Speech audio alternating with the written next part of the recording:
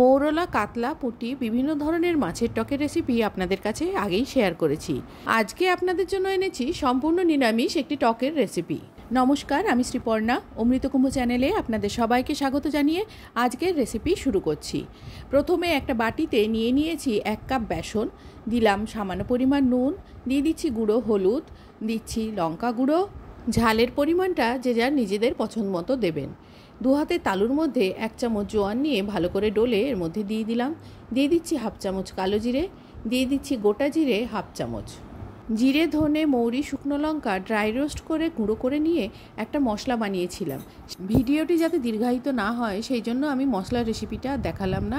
সেই মশলা দিয়ে দিয়েছি এর মধ্যে 1.5 চামচ। 2টো কাঁচা লঙ্কা ছোট ছোট করে কুচিয়ে নিয়েছি, সেই কাঁচা লঙ্কা কুচিয়ে আমি দিয়ে দিচ্ছি। এবারে অল্প অল্প জল মিশিয়ে একটা ব্যাটার তৈরি করতে হবে। চপ, বেগুনি বা পকোড়া ভাজার সময় যে কনসিস্টেন্সির ব্যাটারটা তৈরি করি তার থেকে এটা কিন্তু ঠিক হবে, তাই জল কিন্তু খুব সাবধানে দিতে হবে। প্রথমে অল্প জল দিয়ে মেখে নেওয়ার পরে যেরকম প্রয়োজন হবে জল দিতে হবে। টক বানানোর জন্য যে ফুলুরি বা বড়াটা তৈরি করছি এর ঘনত্বটা খুবই ইম্পর্টেন্ট, পাতলা হলে চলবে না। সেই জন্য খুবই সাবধানে এটাকে তৈরি করতে হবে। জল মেশানোর পরে যে ঘনত্বটা তৈরি হবে সেই ঘনত্বটা আপনাদের দেখাচ্ছি। দেখুন, এই ঘনত্বে আমি আর জল মেশাবো না। এবারে এটাকে ভালো করে ফেটিয়ে যেতে হবে। মিনিট 2-3 ফেটানোর পরে এরকম কনসিস্টেন্সিতে ব্যাটারটা এসছে। ঠিক এই ঘনত্বে ব্যাটারটাকে আনতে হবে। আবারও বলছি, ব্যাটারের ঘনত্বটা এখানে খুবই ইম্পর্ট্যান্ট, তাই ব্যাটারটা ভালো করে লক্ষ্য রাখবেন। ব্যাটারটা একেবারে রেডি। এবারে আমি এর মধ্যে দিয়ে দিচ্ছি 1 পিঞ্চ খাওয়ার সোডা।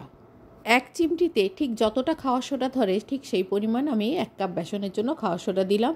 এবারে খুব হালকা হাতে খাওয়ার সোডাটা মিশিয়ে নিতে হবে। এই সময় আর খুব বেশি ফেটানো যাবে না, জাস্ট মেশালেই চলবে। মিডিয়াম ফ্লেমে গ্যাসে একটা কড়াই বসিয়ে সর্ষের তেল গরম করতে দিয়েছি। পকোড়া আমি শ্যালো ফ্রাই করব, সেই জন্য অল্প পরিমাণ তেল দিয়েছি। আপনারা ডিপ ফ্রাই করতে চাইলে বেশি পরিমাণ তেলে এটা ডিপ ফ্রাই করে নিতে পারেন। তেলটা খুব ভালো মতো গরম হলে বেসনের ব্যাটার থেকে 1 চামচ করে বেসনের গোলা তুলে দিয়ে দেব কড়ার মধ্যে। এই কাজটা আপনারা হাতেও করতে পারেন। আমি চামচ দিয়ে 1 চামচ করে গোলা দিয়ে দিচ্ছি। চামচে দেওয়ার সময় ছোট বড় যে কোনো সাইজ হতে পারে। যারা হাতে দেবেন তারা হয়তো হাতে সবকটা একই মাপের দিতে পারবেন। আর এখনই ওপরটা প্লেন করার দরকার নেই। এক পাশটা ভাজা হয়ে গেলে যখন আরেকটা পাশ উল্টাবো তখন উল্টে দিলেই ও পাশটা প্লেন হয়ে যাবে। কাজেই এমনি একটা করে গোলা দিয়ে দিলেই চলবে।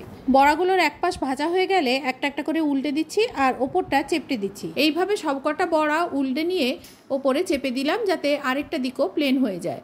সবকটা বড়া উল্টে দেওয়ার পর এ পাশটাও ভালো করে ভেজে নেব। তারপর সবকটা বড়া তুলে রেখে দেব একটা প্লেটের মধ্যে। উল্টে পাল্টে এইভাবে সবকটা বড়া আমি ভেজে নিচ্ছি। আমি যে কটা বড়া ভেজেছি এই কটা বড়ারই আমি টক বানিয়ে দেখাবো। বড়াগুলো সব তৈরি হয়ে গেছে।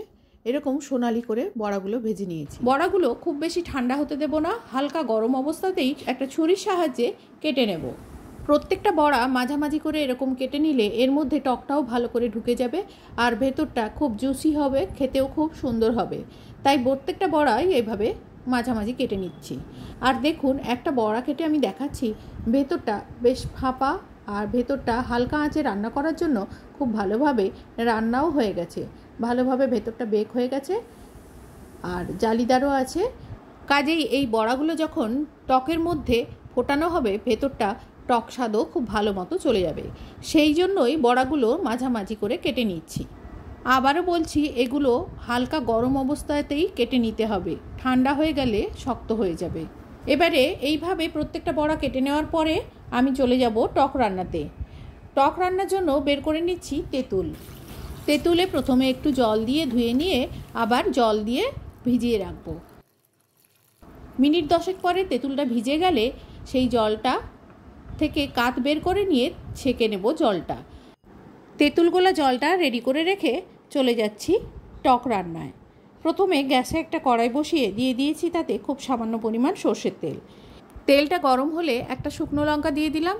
দিয়ে দিচ্ছি এর মধ্যে 1/2 চামচ কালো সর্ষে আর দিচ্ছি 1/2 চামচের একটু বেশি মৌরি। সর্ষে, মৌরি, শুকনো লঙ্কাটা হালকা নেড়েচেড়ে ভেজে নেওয়ার পরে তেঁতুল গোলা জলটা যেটা রেডি করে রেখেছিলাম সেই জলটা এর মধ্যে দিয়ে দিচ্ছি।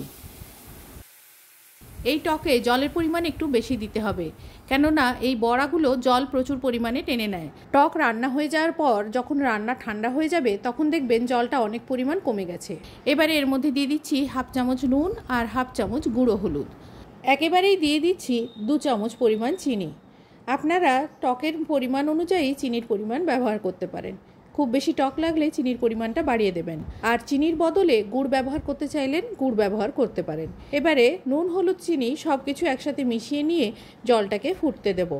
জলটা ফুটে উঠলে দিয়ে দেব এর মধ্যে ভেজে রাখা বড়াগুলো।